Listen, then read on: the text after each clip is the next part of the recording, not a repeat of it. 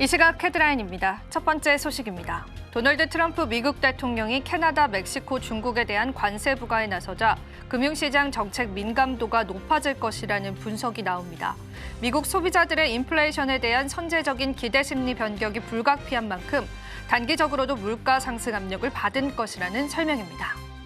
두 번째 헤드라인입니다. 미국이 중국 등에 대한 관세 부과를 강행하면서 미중 간의 관세 전쟁 가능성이 높아지자 국내 증시에서는 히토류 관련 종목군들이 급등하고 있습니다.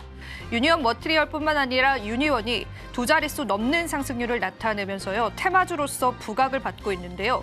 페라이트 마그네트를 생산하는 업체들 위주로의 상승폭이 나타나고 있습니다. 세 번째 헤드라인입니다. 로봇주가 미국 트럼프 대통령의 관세 정책이 글로벌 무역 생태계에 미칠 충격에도 불구하고 오히려 주가가 상승하는 모습을 보였습니다.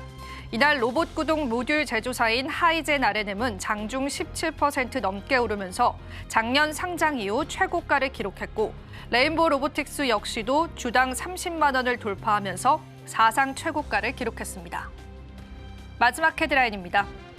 외국인이 삼성전자에서 손을 떼고 있다라는 분석입니다. 이들은 지난 반년간 20조 원 넘게 팔아치웠고 이 탓에 보유 비중은 2023년 이후 처음으로 50% 밑으로 떨어졌습니다. 이날 삼성전자의 외국인 지분율은 49.99%로 외국인 보유 비중이 50% 밑으로 떨어진 건 2023년 1월 12일 이후에 2년 만이라는 분석입니다.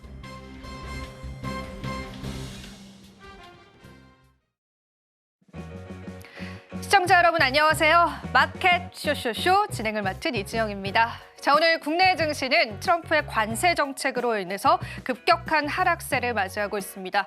비단 국내 증시뿐만 아니죠. 전반적인 글로벌 증시가 약세를 나타내면서요. 금융 자산들 간의 양극화 현상까지도 일어나고 있는데요. 이제 관세를 넘어서 매크로 변수가 우리 시장에 다시금 도래할 것이다라는 불안감들이 형성되고 있습니다. 그래서 오늘은 더욱더 면밀한 전략들 필요할 것 같아서요. 오늘도 저희가 다양한 이야기들 준비했습니다. 오늘 첫 번째 코너부터 소개해드릴게요. 뉴지스 코너 준비되어 있는데요. 오늘은 ISS의 김태성 본부장님께서 여러분들에게 시장 전략들 잡아드릴 거니까 끝까지 함께해 주시면 되겠습니다. 또 저희 방송 유튜브 톡에서도 시청하실 수가 있습니다. 많은 참여 부탁드리고요. 저희 방송에서 제공해드리는 정보는 투자 판단에 대한 조언일 뿐입니다. 가치 판단과 상승 하락을 보장하고 있지는 않다는 점 다시 한번 유의 부탁드리겠습니다. 자, 그럼 마감 시장까지 또 면밀한 시장 전략들 챙겨가 보시죠. 마켓 쇼쇼쇼 1부 본격적으로 출발합니다.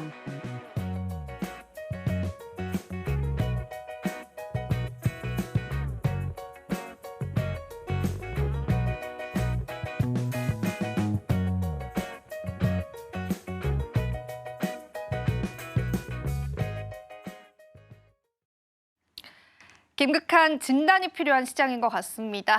오늘 IS에서 김태성 본부장님 모셨습니다. 본부장님, 안녕하세요. 네, 안녕하세요. 네, 오늘도 저희 함께해 주셨는데요. 일단 헤드라인 저희가 열어보고요. 바로 한번 이야기를 좀 나눠보도록 하겠습니다. 오늘 첫 번째 헤드라인 바로 열어주시죠. 사실 이 이야기만 해도 오늘은 좀 가득 찰 것 같아요.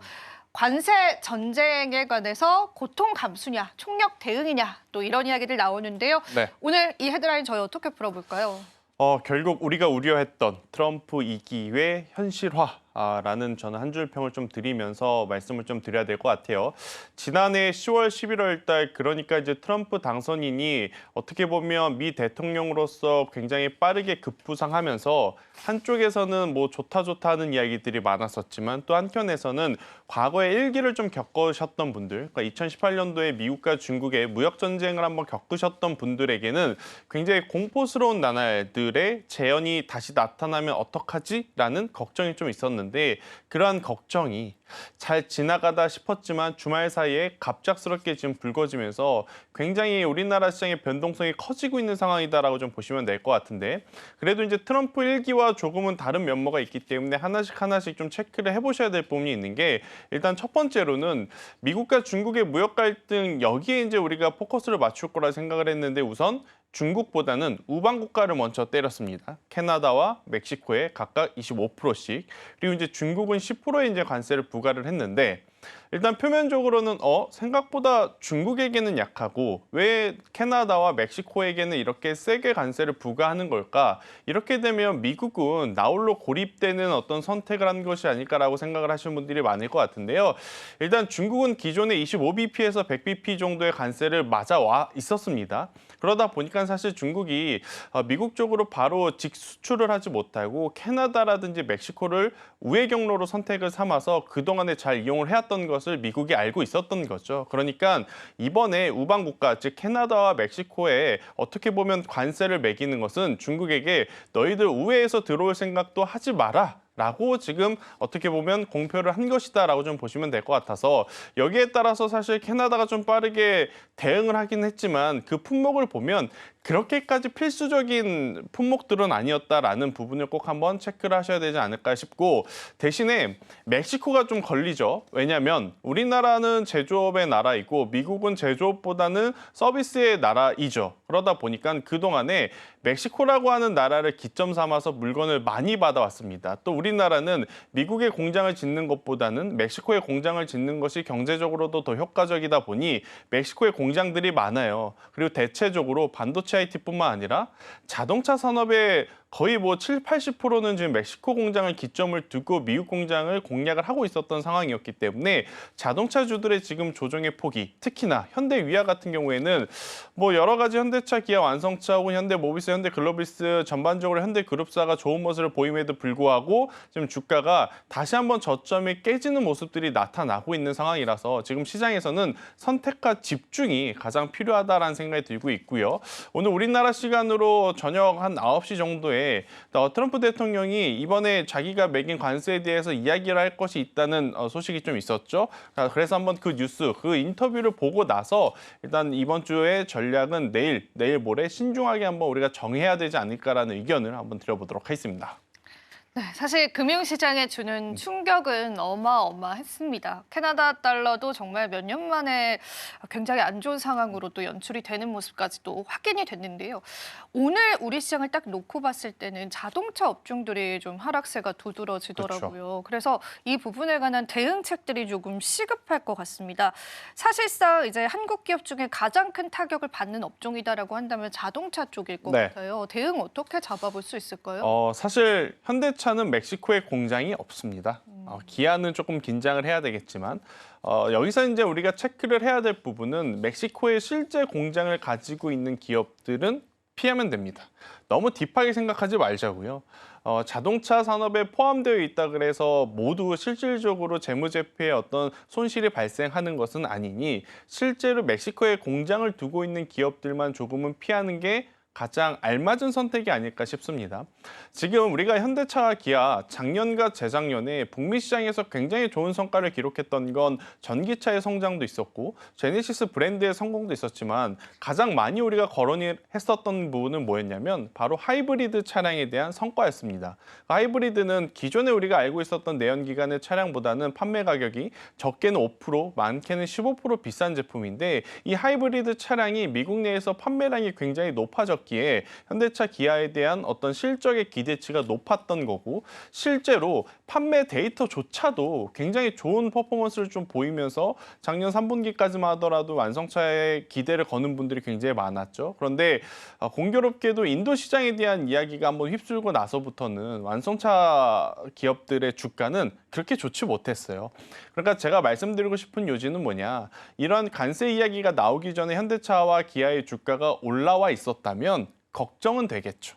하지만 현대차, 기아 같은 경우에는 전혀 올라와 있지 못한 상태에서의 지금 부정적인 이슈가 조금 더 더해진 것이기 때문에 빠진다 하더라도 어느 정도 제한이 걸릴 가능성이 높다라는 생각이 들어서 장기적으로 볼 때는 완성차 기업들은 여전히 매수를 하시는 게 맞을 것 같다라는 생각을 먼저 말씀드리고 일단 두 번째로 부수적인 건 뭐냐면 부품단이 더 걱정이 되는 거죠. 그러니까 부품단은 앞서 제가 이야기 드린 대로 멕시코에 공장을 가지고 있는 기업들은 일시적으로 피하는 게 맞다라는 생각이 들어요. 그렇게 보면 압축을 했었을 때 저는 현대모비스만큼은 살아남을 수 있지 않겠는가라는 생각이 듭니다.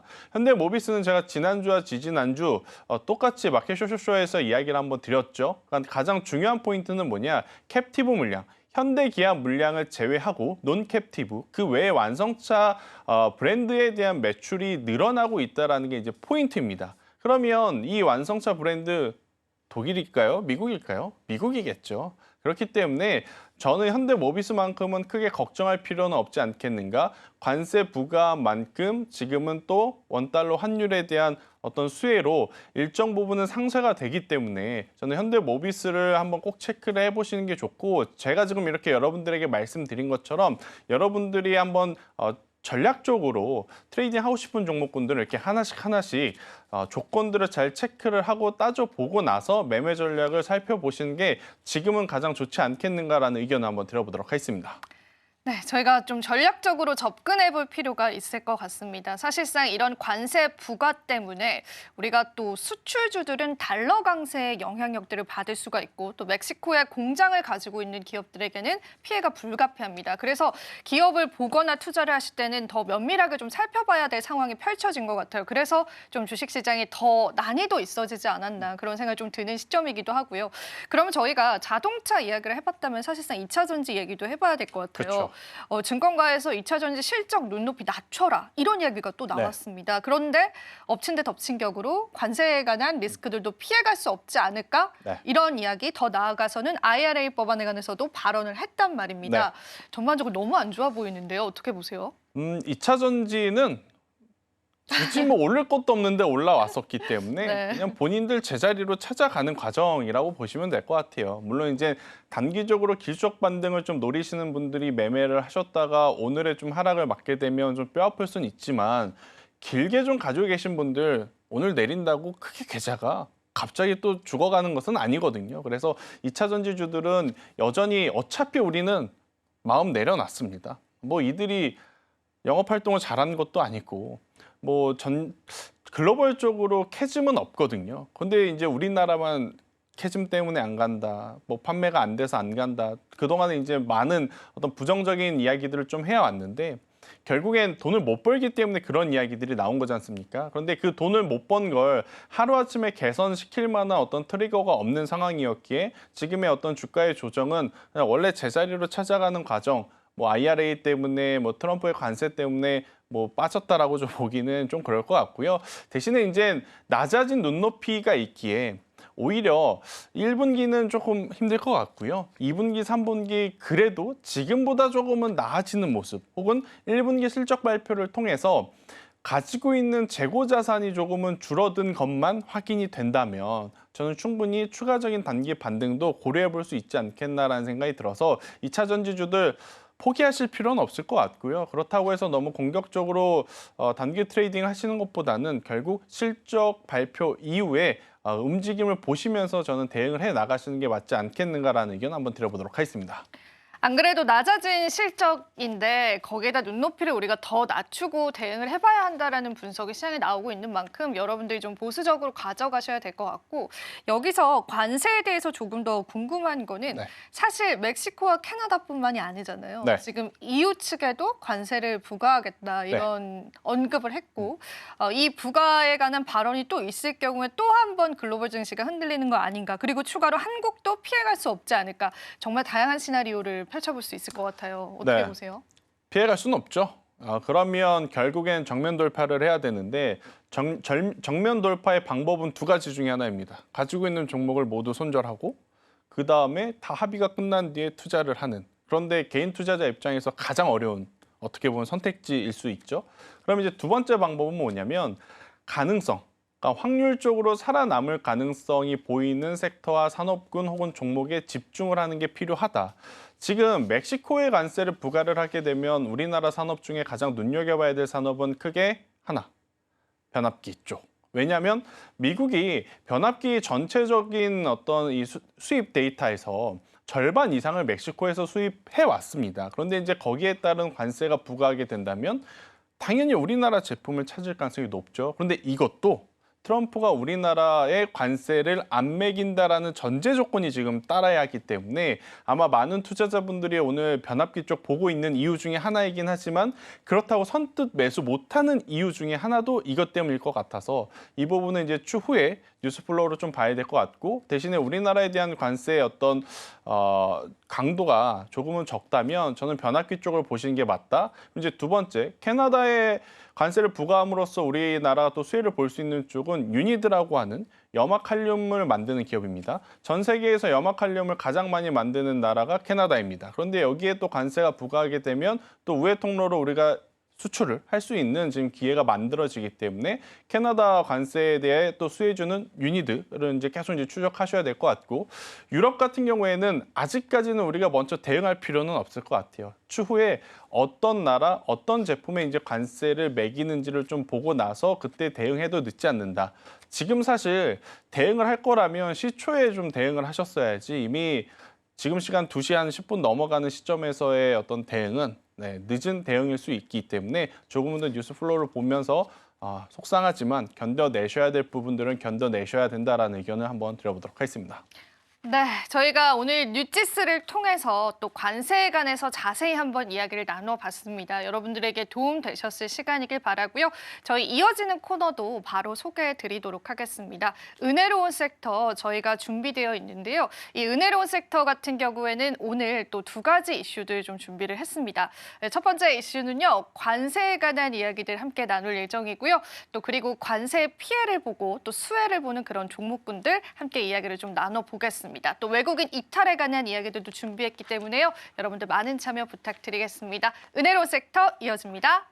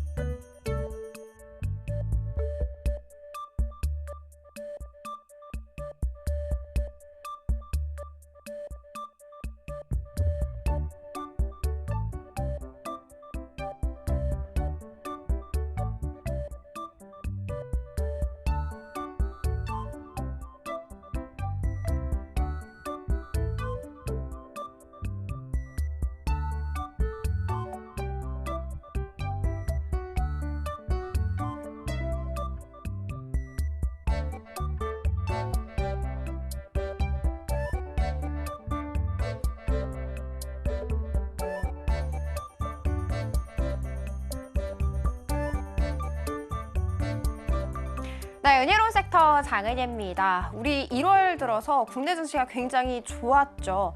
그런데도 불구하고 외국인은 순매도세를 펼친 것으로 알려졌는데 어떤 이야기였는지 자세하게 살펴보도록 하겠습니다.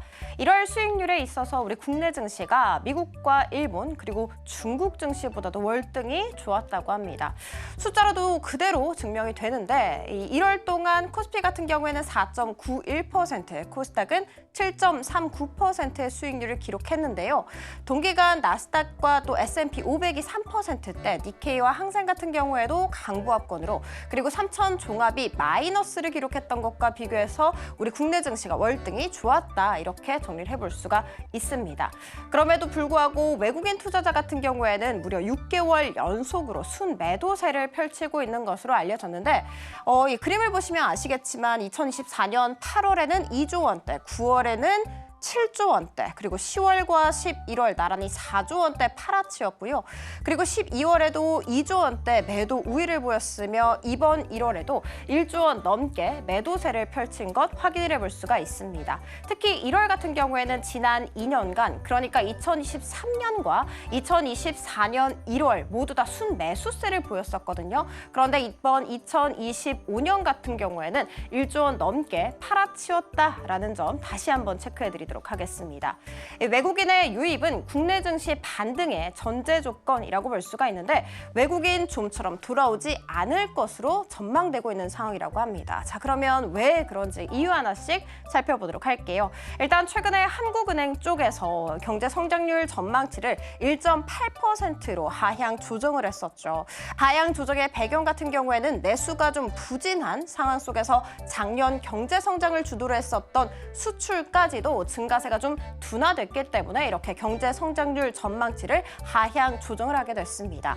자, 그리고 수출에 가장 큰 타격을 주는 것은 역시나 미국의 관세 부과를 꼽을 수가 있는데 트럼프 일기 당시에서도 이 미국이 좀 관세를 대폭 부과를 하게 되면서 2018년 경제 성장률이 2.9%였거든요. 그런데 2019년에 1년 만에 0.9%가 날아갑니다. 2%까지 큰 폭으로 하락했다는 점 체크. 자, 이런 상황 속에서 코스피 지수 역시도 큰 폭으로 꺾이게 됩니다. 2018년 1월에 2,600선 가까이 아주 가까이 다가가는 모습 연출이 됐었거든요. 그런데 그해 10월에 2,000선까지 내어주면서 1,996선까지 큰 폭으로 떨어졌다는 점 알려드리도록 하겠습니다. 자, 그리고 세 번째 이유는 환율 꼽을 수가 있습니다. 무역 전쟁이 발발을 하게 되면 위험자산 회피 현상이 좀 두드러지겠죠. 강달러 기조가 견조해질 가능성 높게 점쳐지고 있습니다. 당장 오늘 트럼프 이슈로 인해서 원달러 환율이 장중한 때 1,472원까지 높게 치솟기도 했었고요.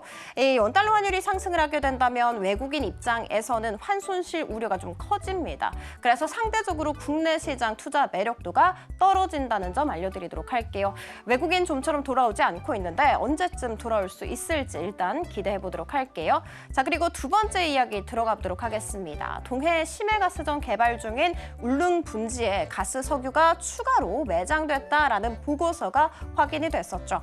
이렇게 보고서를 제출한 기업은 액트지오라는 기업입니다. 액트지오는 미국의 심해 기술 평가 전문 기업이라고 보시면 되고요. 이 보고서 내용을 한번 살펴보게 되자면 14개의 유망 구조가 발견이 됐고 예상되는 매장량은 최소 6억 8천만 배럴에서 최대 51억 7천만 배럴로 추산되고 있는 상황입니다. 탐사 자원량이 가장 많은 유망 구조의 이름을 마귀상어라고 지었습니다. 그리고 이 마귀상어에만 최대 12억 9천만 배럴의 가스 석유가 매장됐다라는 것이 보고서에 쓰여져 있었어요. 한편 2023년 말에 최대 140억 배럴이 매장됐다라는 발표가 있었죠. 이것까지 모두 더하게 된다면 총 가스 석유 추정 매장량은 190억 배럴 이상일 것으로 보이고 있습니다. 이 정부는 바로 이 보고서 내용을 검증하겠다 이런 절차에 돌입한 상황이고요. 이르면 올 3월에 검증 과정이 마칠 예정이라고 합니다. 자, 그러면 돈 이야기를 해봐야겠죠. 이 매장량에 따른 경제적 가치는 얼마나 될까? 일단 140억 배럴에 대해서 정부가 이 140억 배럴은 최대 2천조 원 이상의 경제적 가치를 갖고 있다고 발표를 한 바가 있었죠.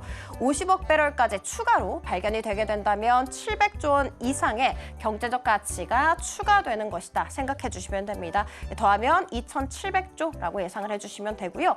이와 같은 이야기 속에 오늘 한국 가스 국산은 13% 이상, 그리고 한화밸브도 19% 이상, 한선 엔지니어링 역시도 14% 이상의 슈팅이 나오긴 했습니다만 이 세 종목 모두 다 음봉 전환을 했다는 점 체크. 이 가운데서 한국석유 같은 경우에는 20%를 넘어서서 상한가까지 터치하는 움직임 나왔다는 점 알려드리도록 하겠습니다. 자, 국내 테마 탑3 들어가 보도록 하겠습니다. 히토류입니다. 미국의 트럼프가 중국산 수입품에 10%의 추가 관세를 부과할 것이라고 이야기를 했고 중국이 즉각적으로 반발을 하면서 WTO에 제소를 할 것이며 상응한 반격 조치를 취할 것이다 라고 발표를 했는데 여기에서 상응한 반격은 아무래도 히토류라고 꼽을 수가 있겠죠. 유니온 같은 경우에는 상한가 터치하는 움직임 보이기도 했고요. 유니온 머티리얼은 오늘 26% 이상의, 티플렉스 같은 경우에도 20% 이상의 상승세를 보이기도 했습니다.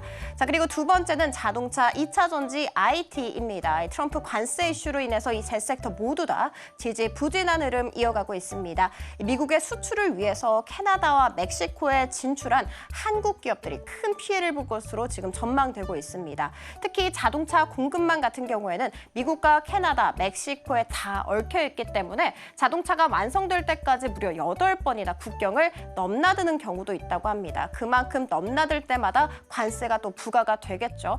이로 인해서 신차 가격이 $3,000 이상 치솟을 수 있다라는 전망도 나오고 있어요.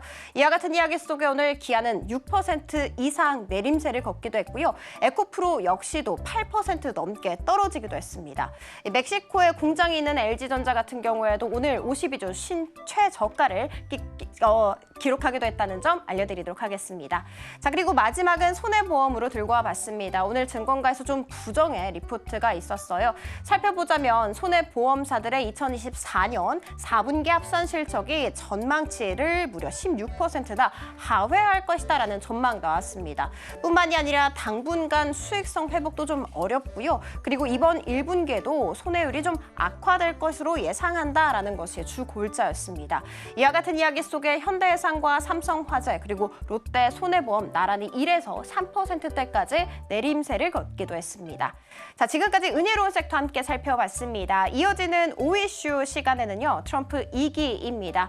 일단 이 안에서 K제약바이오 관련 종목들이 지지부진한 흐름 이어가고 있는데 이걸 좀 도구로 봐야 할지 아니면 기회로 잘 활용을 할 수 있을지 궁금하실 것 같습니다. 자, 그러니까 다음 코너도 기대하 쇼쇼쇼.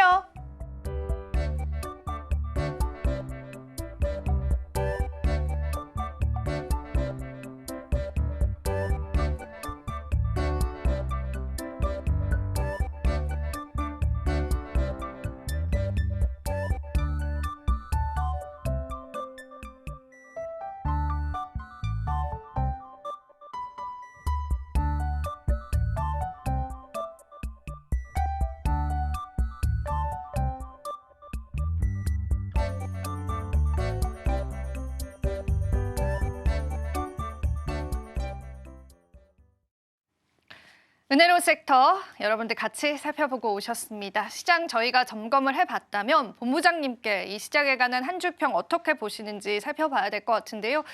오늘 사실은 참 안 좋은 시장입니다. 한 주평으로 어떻게 저희가 표현을 해볼 수가 있을까요?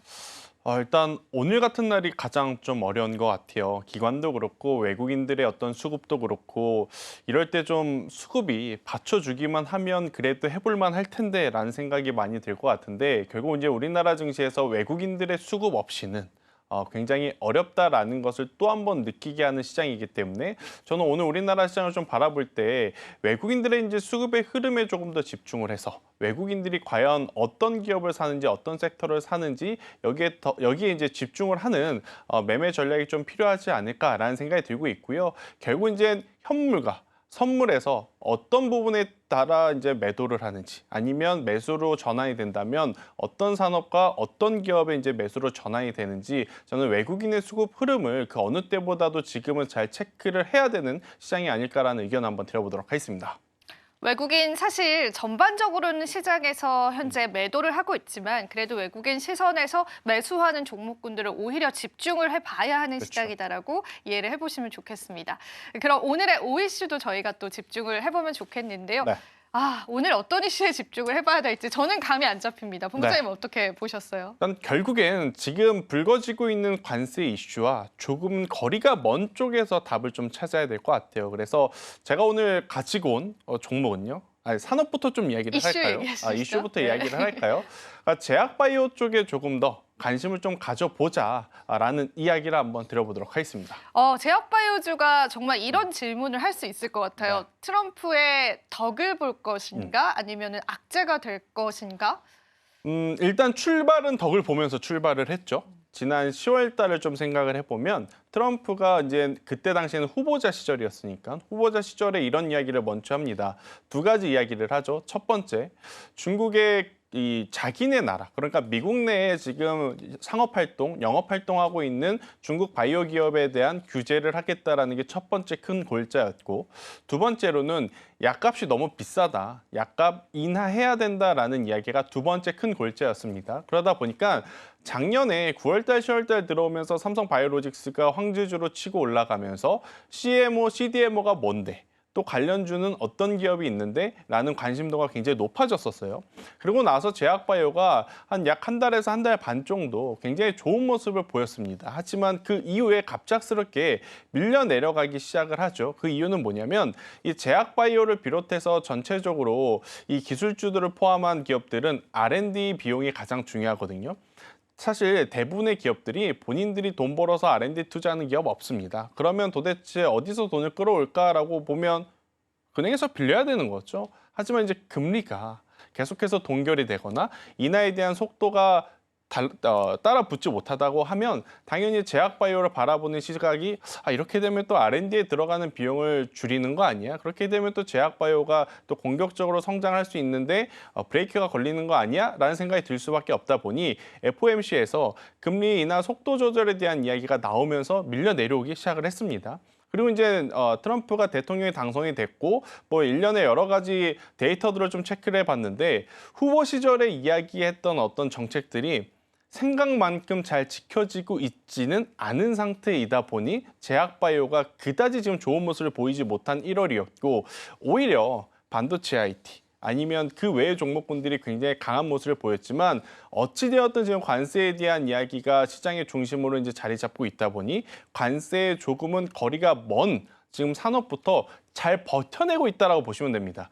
그러니까 관세의 직격탄을 받은 기업들이 주가 조정이 나오고 관세에서 멀어진 쪽이 주가가 상승하는 것이 아니라 지금 그래도 지수 대비 잘 버텨주고 있다라는 표현이 적절한 것 같아요. 제가 지금 말씀드리는 제약바이오도 마찬가지고요.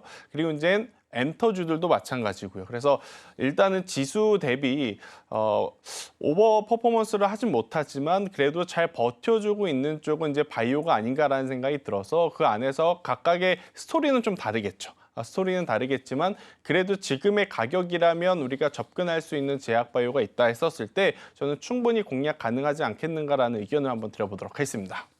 제약바이오주에 관한 색다른 시각들을 좀 찾아볼 수 있었을 것 같아요. 사실 지금 오늘 시장 같은 시장에서는 우리 투자자분들이 매수해야겠다는 생각 자체를 조금 안 하실 것 그렇죠. 같아요. 섹터 질문을 조금만 더 드려보자면은 오늘도 제약바이오주들은 이제 낙폭을 하고 있습니다. 그 낙폭이 오히려 기회다라고 보시는지 아니면 아직은 우리 조금 더 시장을 보자 이런 주의실까요?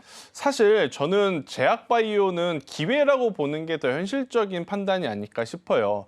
미국이 캐나다와 멕시코에 관세를 부과한다? 그런데 그게 개별 기업들의 어떤 연구 스토리야 연구 일정과 그렇게까지 밀접한 어떤 연관성이 있을까라고 생각을 해보면 알테오제니, 유한양액이, 삼천당 제약이 지금 미국과 캐나다, 미국과 멕시코, 미국과 중국과의 싸움에 무슨 상관이 있다고? 라는 저는 생각이 들더라고요. 그래서 오히려 이제 이들 때문에 지수가 빠지면서 외국인들이 이제 매도세로 대응을 하며 주가의 조정이 나온다는 것은 저는 오히려 역설적으로 충분히 없으셨던 분들에게는 기회가 될 수 있지 않겠는가라는 생각이 들고 있고 막연하게 가격이 많이 빠졌기 때문에 좋다라는 이야기가 아니라 그들이 지금 가지고 있는 스토리 대비해서 주가의 밀림이 생각보다 과하게 나온 쪽은 저는 천천히라도 매수를 하는 게 맞겠다라는 의견을 한번 드려보도록 하겠습니다.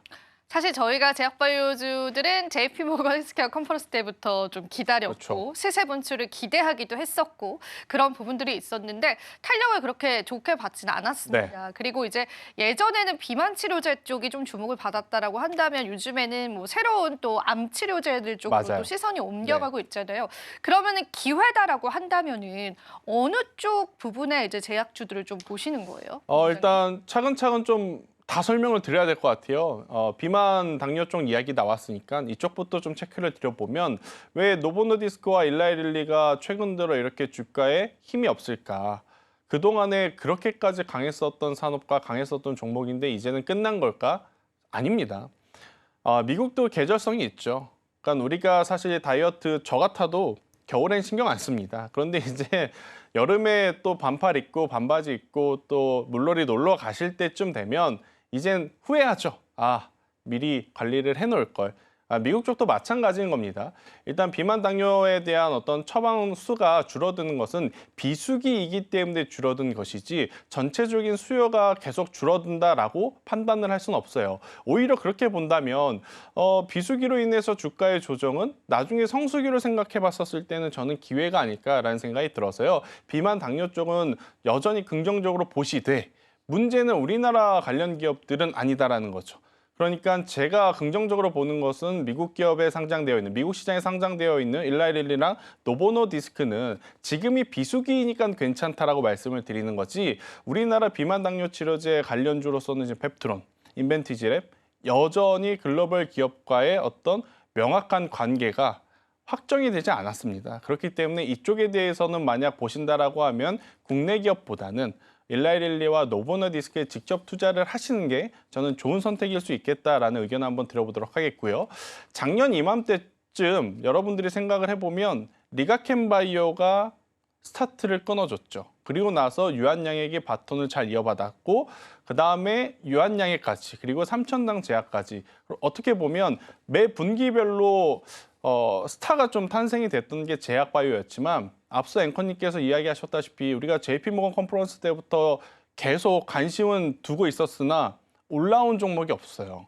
그러니까 작년 대비해서 이렇다 할 지금 기술력이라든지 이렇다 할 기술 수출 성과를 보여준 기업이 없다 보니 이쪽에 대한 바라보는 시각 자체가 그래 원래 잘하던 기업 봐야지 라고 이제 집중이 되는 것 같습니다. 그러다 보니 새로운 기업들보다는 유한양에게 반등세에 많은 투자자분들이 조금 더 돈을 쓰신 것 같고 혹은 이제 삼천단 제약처럼 앞으로 시장 파이가 좀 커진다라고 좀 판단을 하는 쪽을 좀 먼저 체크를 하다 보니까 제약바이오 쪽에서 새로운 얼굴들이 없었던 상황.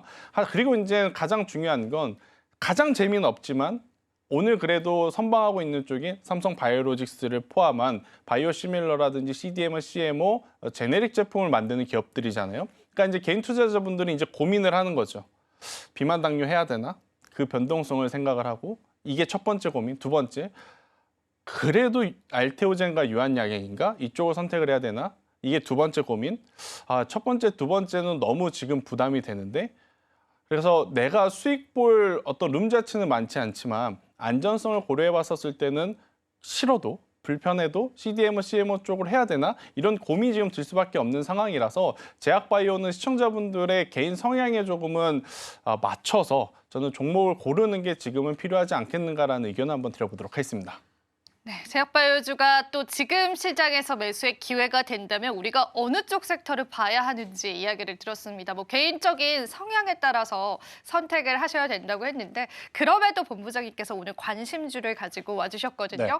어느 쪽일까요, 본부장님? 바로 저희 한번 좀 네. 열어보면서 이야기를 나눠볼까요? 제가 가지고 온 종목은요, 바로 바이넥스를 가지고 왔습니다. 그럼 CDMO 쪽으로 좀 집중을 네, 하시는 사실 거예요? 이쪽 네. 이야기하면 삼성바이오로직스 갖고 오고 싶지만 면피용으로 좀 보일 것 같아서 저 계속 고민하다가 개인 투자자분들이 실질적으로 지금 만약 매수를 한다 했었을 때 변동성 그러니까 수익을 좀 챙길 수 있는 부분까지 고려해 봤었을 때는 저는 바이넥스가 조금은 더 낫지 않겠나라는 생각이 들어요.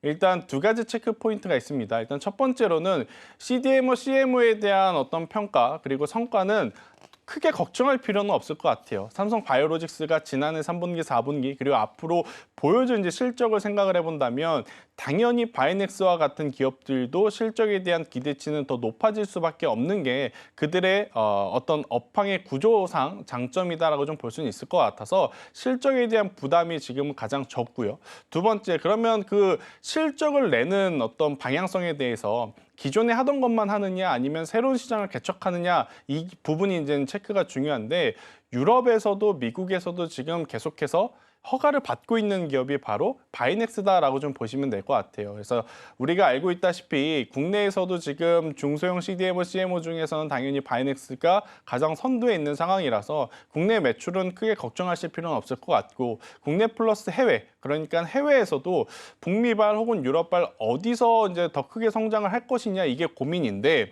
미국에서도 유럽에서도 지금 바이넥스에 대한 어떤 기술력, 그러니까 EGMP에 대한 글로벌 승인 이력들은 계속 늘어나고 있는 상황이라서 저는 만약 제약바이오 쪽을 좀 보고 계신다면 변동성이 아마 제약바이오 쪽 좋아하시는 분들이 보시기에는 그렇게 썩 와닿지는 않을 기업일 수는 있겠지만 그래도 숫자를 좀 고려를 하고 안정성까지 이제 고려를 해본다면 저는 바이넥스의 현재 구간에서의 투자는 굉장히 매력적일 수밖에 없지 않겠는가라는 생각이 들고 있고 트럼프의 전체적인 지금 관세든 어떻게 보면 여러 가지 그의 성향을 좀 바라보게 되면 자국 국민 우선주의거든요. 그러니까 자국 국민이 더 낮은 가격에 더 좋은 제품들을 사는 게 그들의 이제 목적이다라고 생각을 했었을 땐 약값의 인하도 속도의 문제일 뿐이지 충분히 이루고도 남을 사람이 아닐까라는 저는 생각이 들어서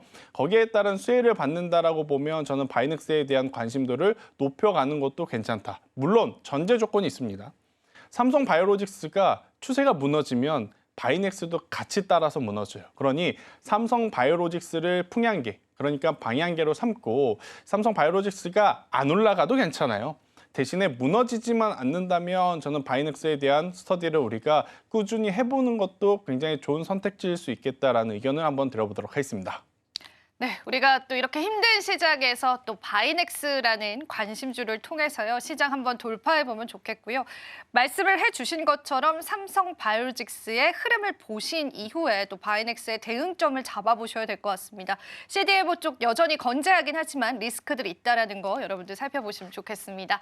자, 오늘 본부장님과 또 시장 대응하기 위해서 다양한 관점에서 이야기 한번 나눠봤습니다. 본부장님 오늘도 도움 말씀 고맙습니다.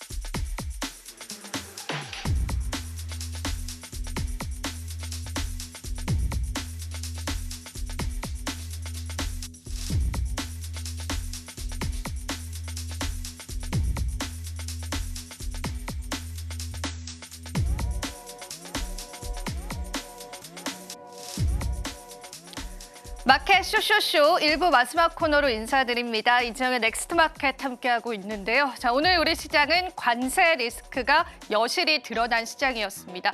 시장 방향성 잡기 힘드셨을 것 같습니다. 금융시장에서는 각기 다른 양극화 현상까지도 일어났는데요. 그래도 우리는 또 이번 주에 있을 우리 시장의 다양한 이벤트들 챙겨보면서 그 대응점들 잡아봐야 될 것 같아서요. 오늘 저희가 또 다양한 소식들 준비를 해봤습니다. 자, 우선은 당장 다가오고 있는 내일 일정들 체크를 해보면서 지금 같은 시장에서 어떤 대응점 가져가야 할지 저희와 함께 살펴보시면 되겠습니다. 자, 일단 오늘 같은 경우에는 한국의 수출 동향도 발표가 됐는데요. 이 수출 데이터에 관한 시장 영향력들은 미비했습니다. 아무래도 큰 리스크가 있었기 때문이지 않을까 싶은데요. 관세 리스크들이 여전히 드러나고 있기 때문에 이 수출 동향에 관해서도 시장의 영향력들은 작았다라고 보시면 되고요. 오늘 또 ISM 제조업 지수가 발표가 됩니다. 이 부분 역시도 지금 인플레이션에 관한 가능성이 대두되고 있는 시점에서 매크로 변수를 일으킬 수 있기 때문에 오늘 밤에 뉴욕 증시 보시는 분들께서는 체크해 보시면 좋을 것 같습니다. 오늘 한국 기업들의 실적 발표도 났는데요. 대다수의 기업들이 좋은 실적을 내진 않았기 때문에요. 시장에 관한 영향력들은 좋지 않았다라고 보시면 되겠습니다. 내일도 중요한 일정들이 좀 있습니다. 일단 우리가 관세에 관한 트럼프의 추가 발언이 있을 것이다라고 예상이 되고 있잖아요. 그런데 그 이후에 또 졸트 보고서, 그러니까 고용에 관한 보고서도 나올 예정입니다. 이 졸트 보고서가요, 결과적으로 연준의 스탠스와 연결이 되고 트럼프의 관세 정책이 인플레이션을 촉발할 수 있을 것이다라는 가능성이 대두가 되기 때문에 조금 중요한 보고서가 될 것 같습니다. 체크해 보셔야 될 것 같고요. 미국 기업들의 실적 발표도 여전히 남아 있습니다. 팔란티어와 페이팔의 실적 발표 기다리고 있고 또 한국 기업들의 실적 발표도 기다리고 있기 때문에 내일도 여러분들이 챙겨보셔야 할 일정들은 같이 한번 살펴보시면 좋겠습니다. 제가 서두에 말씀드린 것처럼 오늘 트럼프의 관세 정책이 우리 금융자산에 어떤 영향력들을 미쳤는지 하나하나 살펴볼 텐데요. 일단 트럼프는 멕시코와 캐나다뿐만 아니라 EU에 관한 추가 관세에 관해서도 예고를 했습니다. 그러니까 유럽연합 측에 관한 관세 여부들도 우리가 살펴봐야 될 것 같고 각국 나라들의 대응점에 관해서도 금융시장이 흔들릴 수 있다는 거 살펴보시면 좋겠습니다. 하나의 차트를 가지고 왔는데요. 캐나다 달러의 차트입니다. 트럼프의 관세 정책이 본격화되면서 캐나다 달러가 급격하게 하락하고 있는 모습이 포착이 되고 있는 시점이죠. 이처럼 멕시코 달러 그리고 캐나다 달러 모두 다 금융시장에서 안 좋은 영향력을 미쳤고요. 골드와 달러는 상승했습니다. 각각 자산들이 가지고 있는 특징에 따라서 그 모습들이 달랐다라는 게 확인이 되는 시점이었습니다. 캐나다는 방금 들려온 속보에 따르면요. 관세 타격을 위한 구제 프로그램을 가동했습니다. 기업 기업들이 만약에 이러한 타격을 받게 될 경우에 정부적인 차원에서 지원을 하겠다라고 현재 나오고 있는 상황이고요. JP모건 같은 경우에는 이 와중에 40억 달러의 금 인도 계약을 발표했습니다. 선물을 통해서 금을 매집하겠다라는 건데 전반적인 글로벌 시장 자체가 지금은 안전자산을 선호하고 있다라고 보시면 되겠습니다. 그런데 여기서 가장 크게 하락을 맞이했던 건 단연 비트코인이었습니다. 비트코인의 급락세가 보이실 겁니다. 92,000달러 선까지 내려앉은 모습이 확인이 됐고요. 크립토 시장이 전반적으로 흔들렸는데요. 이때다 싶어서 크립토 시장에 관한 비관론과 낙관론들이 함께 나왔는데요. 일단 같이 한번 체크해 보겠습니다. 비관론 같은 경우에는 오늘 헤드라인으로 많이 보셨을 것 같습니다. 노벨 경제학 박사가 섬뜩한 경고를 했죠. 비트코인이 결과적으로 영원이 될 것이다라고 이야기를 한 건데요. 빌 게이츠 역시도 자신의 자서전을 내는 인터뷰에서 비트코인은 쓸모없는 자산이다라고 내비치기도 했습니다. 특히나 이 노벨 경제학 박사를 하고 있는 이 대학 교수님 같은 경우에는요. 비트코인뿐만 아니라 블록체인을 대놓고 비판하기도 했습니다. 이러한 또 시장에 영향력들을 행사하고 있기 때문에 시장의 불안감은 커져갔습니다. 하지만 여기에서 낙관론도 있었기 때문에요. 같이 한번 살펴보겠습니다. 엘살바도르 대통령이죠. 엘살바도르는 비트코인을 법정화폐로 사용하고 있습니다. 오히려 지금의 낙폭에서 엘살바도르는 비트코인을 추가 매입하는 전략을 내세우기도 했었고요. 그리고 비트와이즈다라고 하는 한 전략 책임가, 그러니까 ETF를 출시했던 자산 운용사의 전략 책임가는요.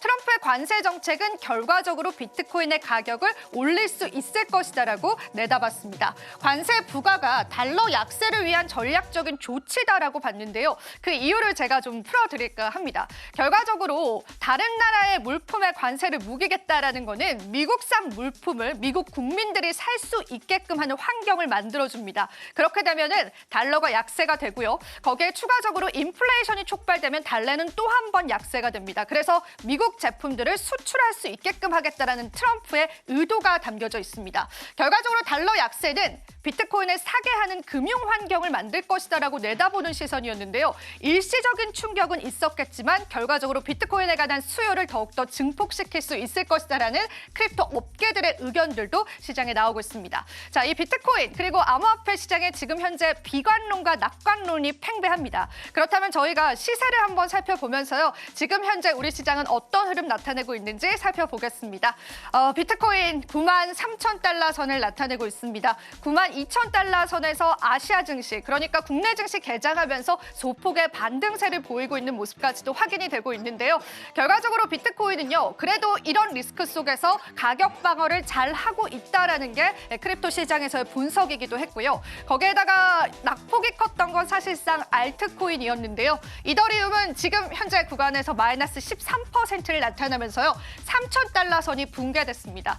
사실 아시아 증시 개장하면서 소폭 반등을 했던 거고요. 24시간 기준으로는 20% 넘는 낙폭세를 시현하기도 했습니다. XRP, 리플도 한때는 2달러 선이 깨졌는데요. 지금 현재는 2.2달러 선을 나타내면서 마이너스 13%를 나타내고 있고요.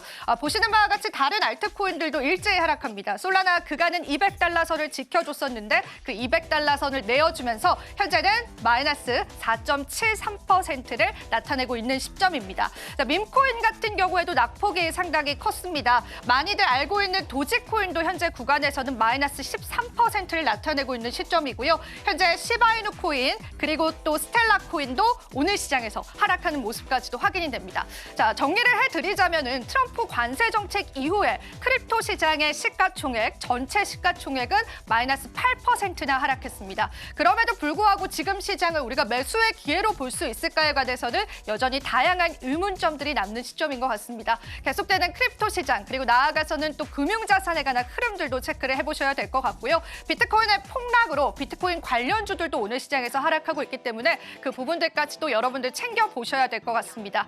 우리 시장에서 또 안 좋은 희망들 같이 한번 이야기 나눠봤고요. 그렇다면 우리가 또 오늘 시장 어떻게 대응해봐야 할지 계속되는 전략들 이어가 보도록 하겠습니다. 자, 오늘 넥스트 마켓까지 살펴보셨고요. 저희 방송에서 제공해드리는 정보는 투자 판단에 대한 조언일 뿐입니다. 가치 판단과 상승 하락 보장하고 있진 않다라는 점 다시 한번 유의 부탁드리겠습니다. 저희는 잠시 뒤 2부에서요. 5장 전략들 이어가도록 할게요. 오늘도 시청해주신 여러분 고맙습니다.